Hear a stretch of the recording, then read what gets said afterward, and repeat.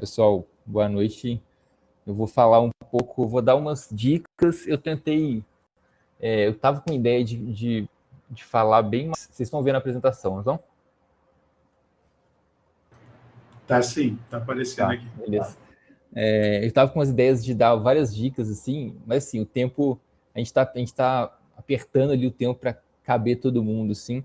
Então, eu acho que eu coloquei, assim, algumas coisas aqui, mas a ideia é tipo fazer um volume um dessa vez, depois eu ir fazendo novos, assim. Tem várias coisas que dá para falar nessa parte de C++, de programação, e, e, e aí eu vai, sei lá, fazer várias sessões, assim. Eu acho que vai ser interessante a gente falar sobre essa parte aí de C++, e C++ é a linguagem mesmo que a gente usa, assim, né, tem ficado muito. Tem perdido um pouco o campo aí da parte de C++, mas de qualquer forma ainda assim é muito usado. Falando um pouco de mim aí, que eu falei no início, eu trabalho com TI, eu sou engenheiro de software, e atualmente estou trabalhando como SRE lá na CT. Eu faço parte da Guilda Maker, né, junto com o Cadu também, e é uma coisa que a gente faz aí, o Café Maker, e a gente a ideia é divulgar muito a cultura maker e tudo. Eu gosto de cultura maker, eletrônica, Arduino, impressão 3D. E aí, eu tinha comentado, eu tenho feito muitos projetos aqui internos, aqui no meu apartamento, assim, coisas de automação, até de reforma, de pintura, enfim. Tem várias coisas aí que eu tenho gastado meu tempo com isso. Mas, de qualquer forma, eu ainda busco aí projetos, coisas para fazer, assim. É, esse meu nickname, esse meu logins, que é o JMTHS, é praticamente todas as redes sociais eu uso esse nome, assim. Então, e-mail, jmths@gmail, Twitter, LinkedIn, enfim, Instagram, tá tudo nessa conta aí. Alguns projetos aí que eu já desenvolvi, assim, nesses últimos 2 anos, pelo menos.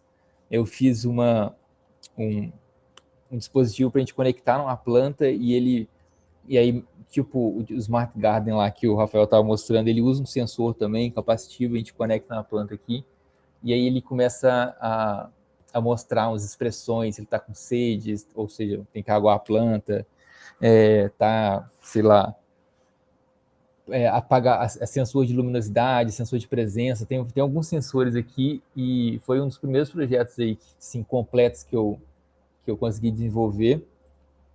Então, assim, o Pixie é um projeto, assim, legal, assim, que eu tenho um carinho legal por ele. Eu fiz uma espécie de um relógio usando um display, eu acho que tá até atrás de mim aqui, que tá ligado. Aí eu tenho feito várias telas, assim,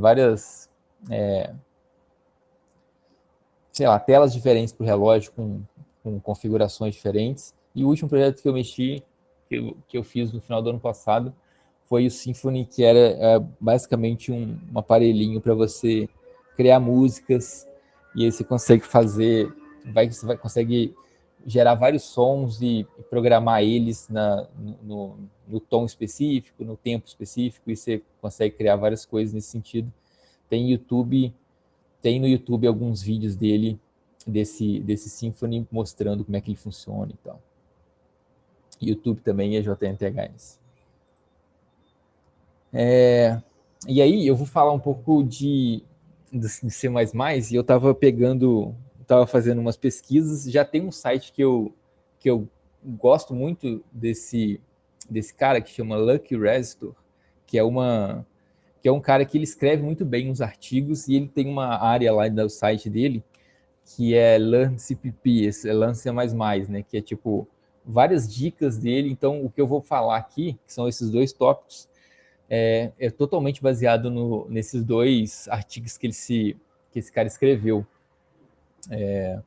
Esse cara é ele é maker também, ele faz projetos de impressão 3D, faz uns projetos de eletrônico muito legais, tipo de Natal. Ele tem uns negócios bem legais, assim, usando LED e tal. Então, assim, eu acho que vale a pena dar uma olhada também nesse site dele, que é muito interessante, assim, e o que eu vou mostrar vai ser muito em cima disso. Então, vamos falar de header guard. O que é um header, né? Header no C++, e aí o que eu vou começar a falar aqui também é muito, assim, a gente começa a desenvolver uma aplicação, lá, um firmware para o nosso hardware, né?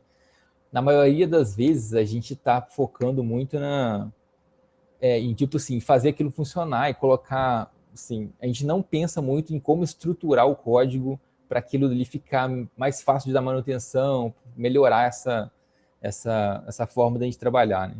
Então, algumas dicas aí, algumas práticas que a gente pode mexer, por exemplo, é essa parte do header, né? Que é separar algumas coisas do seu código num header. O header é um arquivo, normalmente ele tem extensão .h ou .hpp, e dentro desse arquivo a gente coloca declaração de várias coisas. Então a gente pode declarar uma classe, uma variável, um método, um enum. A gente declara as coisas. A gente não coloca código no header. Por padrão, assim, a gente põe a implementação dessas declarações no CPP, no arquivo CPP. Mas o header, ele fica só com as declarações. Então, o que eu estou mostrando aqui, isso aqui é um exemplo de header, né? Aqui eu estou declarando tipo uma classe string que tem um método flow, que é público. E beleza, e aqui no meu main, no meu arquivo main, tá dando um include no string cpp, que é esse arquivo aqui, e eu estou usando ele aqui, né? Então no meu main aqui eu já instanciei aqui um stream e chamei o flow, o método flow dele. Beleza, super simples assim, para ficar mais claro assim. Como é que funciona quando a gente faz essa diretiva aqui de include, né? Nada mais é do que quando a gente compila esse main cpp, o que o compilador faz, o pré-processador, né? O que ele faz? Ele vê que tem essa diretiva, antes de compilar o código, né, ele vê que tem essa diretiva, o que ele faz? Ele vai nesse arquivo string cpp, copia esse conteúdo que está aqui e cola no lugar dessa linha. Então, mais ou menos, é como se acontecesse quando eu pedisse para compilar o main cpp, num primeiro momento, assim, antes de compilar, ele vai e pega essa include string hpp e substitui e ele coloca aqui num arquivo só, num arquivo tipo um arquivo temporário, né? Então ele fala assim, ó, main cpp, então o string hpp vai vir aqui e depois eu continuo o main cpp para ele fazer. Então quando eu fizer string e instanciar um objeto aqui, ele já está puxando daqui, que está no mesmo arquivo. O que é a guarda, né, do header? O header é esse arquivo aqui. O que isso aqui faz? Se não tiver definido esse string h, define ele agora, que é o que está logo depois disso aqui, né? Então, assim, definindo o string h... Eita, acho que caiu, hein? Deixa eu ver, que ele já voltou aqui. Caiu? Caiu, mas acho que voltou já. Cadê sua tela? Aqui? Boa. Continua aí, você estava falando das guardas aí. Tá, beleza.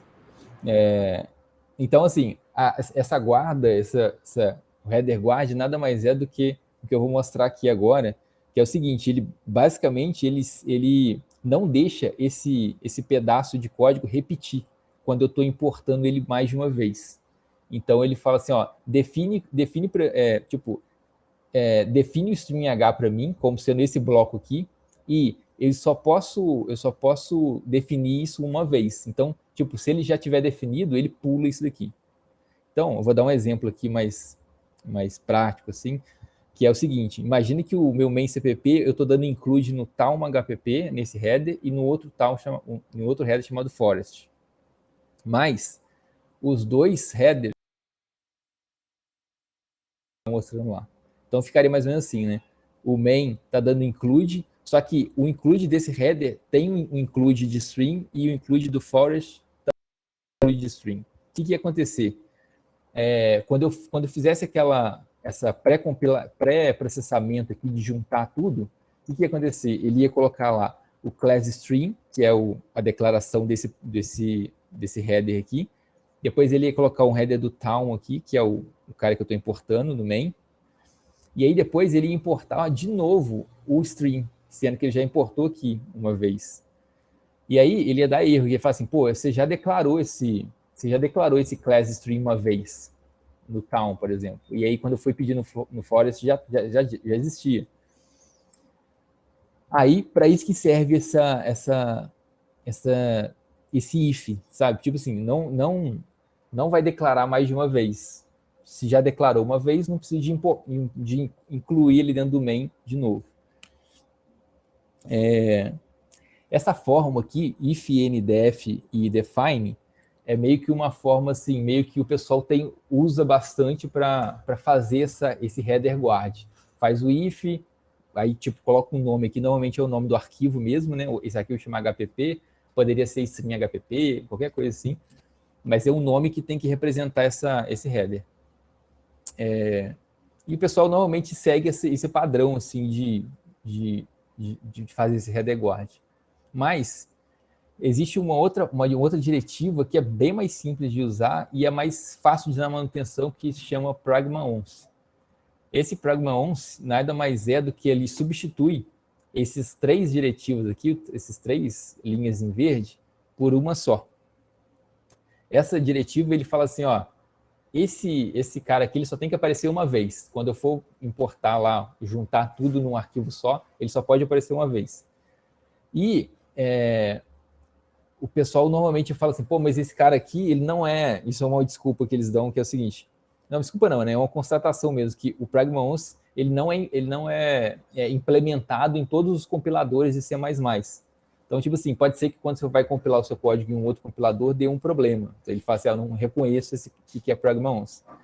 Mas, em termos de embarcado aí, de Arduino, ESP, tudo, é tipo padrão, assim, não tem problema, assim, a gente pode usar isso tranquilamente, que não vai dar problema. E, tipo assim, já tem a maioria dos compiladores já entendem que esse pragma-ons já é uma diretiva muito antiga, assim, já foi criado, já tem muito tempo. Então, assim, já é meio comum, assim, o compilador entender isso. Então, isso é uma dica que eu acho que é interessante de dar, assim, para quem está criando o código, que está meio que estruturando, assim, quando vai fazer um header, provavelmente vai precisar de um header guard, e ao invés de usar esse cara aqui, if, ndef, define e endif, usa o pragma-ons de uma linha só, e consegue resumir melhor. Quais as vantagens que a gente tem disso, né? Eu não preciso de ficar criando aqui, né? Eu estou criando aqui o stream_h, eu não preciso de ficar identificando o stream_h com um prefixo. É um ponto. Tem muitas vezes, assim, também, a gente renomeia a classe. Então, tipo assim, aqui no meu header chama house e aqui chama appstream. Ou seja, eu renomeei a classe por qualquer motivo lá que eu achei melhor, tipo, tinha que chamar house, só que eu esqueci de renomear isso aqui. Então, assim, é mais ou menos essa classe aqui. Assim, é uma boa prática, né? Um outro ponto também, às vezes eu posso confundir isso aqui, né? Então, o if ndef tem um nome e o define tem um outro nome. Tá vendo aqui que aqui termina com M e aqui termina com N, por exemplo. Então, assim, aí isso aqui vai dar problema, assim, tipo, ele tá fazendo um if para um nome, só que está definindo um outro nome. Vai dar problema. E você pode esquecer também o end-if, né? Se o end-if estiver faltando, vai dar erro também. Enfim, resolve, assim, ele ajuda bastante esse ponto, assim, fica mais simples, assim, o seu código. Isso era um ponto que eu queria falar do pragma-ons, que é bem prático, assim. Um outro ponto que eu queria falar era do enum class. Quando a gente vai criar um enum no nosso código, a gente tem a gente pode acontecer um problema. Então, imagina aqui, né, um exemplo que ele está dando. Eu tenho um namespace display e eu estou criando 2 enums aqui. Um chama backlight e o outro chama statusLed, e os dois têm esse valor off, tá vendo aqui? Os dois têm, faz sentido ter um valor off para os dois. Mas, quando eu vou compilar esse cara aqui, ele fala assim, ó, você está redeclarando o off. Porque, tipo assim, ele faz assim, na hora que vai fazer a compilação, space, então o display backlight, display off, ele pega todos os valores que estão disponíveis aqui. Como ele já declarou o display off para o backlight, ele vai declarar de novo para o status LED e fala, pô, esse off aqui já foi declarado.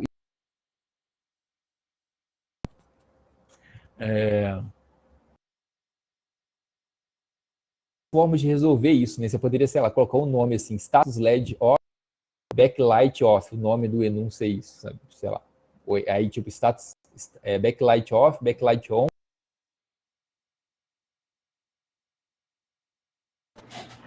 Eita, parece que o Jonatas caiu de novo.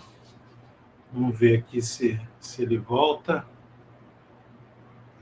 Vamos lá. Deixa eu chamar ele aqui.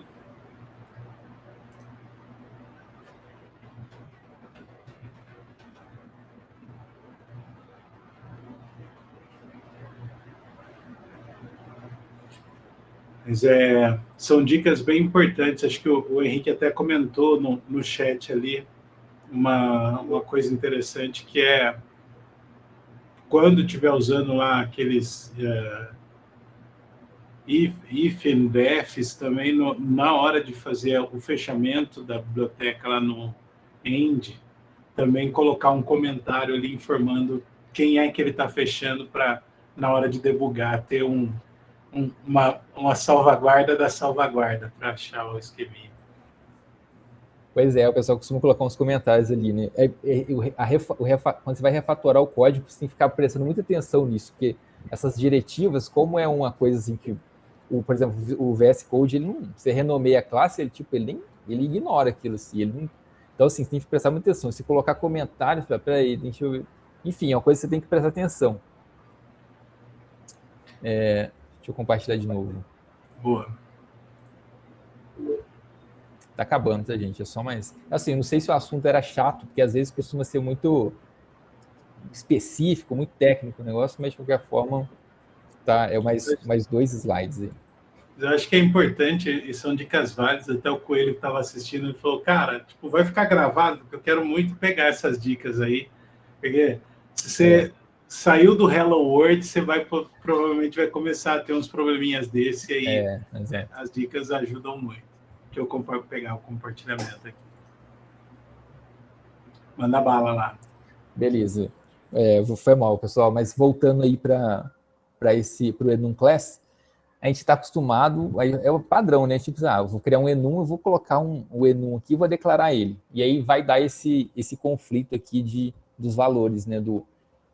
O display off e display off, sendo que eu tenho off no backlight e off no status LED. Beleza. Aí, como que a gente resolve isso, né? Isso aqui tipo assim, é um truquezinho mó simples que eu não sabia e resolve simplesmente usando enum class. Então, olha só, eu peguei o mesmo código e aí a diferença que tem é que eu estou colocando um class aqui na frente, tá vendo?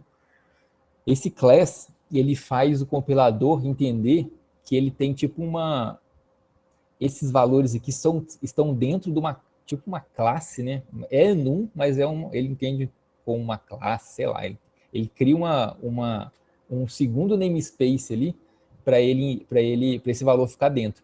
Então, quando ele vai compilar, ele faz assim, display, backlight, off, display, status LED, off. Então, tipo, não dá erro quando a gente usa o enum class. E aí, tipo, o enum class a gente consegue ainda tipar o enum, né? Tipo, colocar assim, vamos supor, que esses valores aqui sejam inteiros. Eu posso falar que ó, esse enum aqui é do tipo int. Aí, tipo, eu consigo tipar os valores aqui, do mesmo jeito que era com o enum.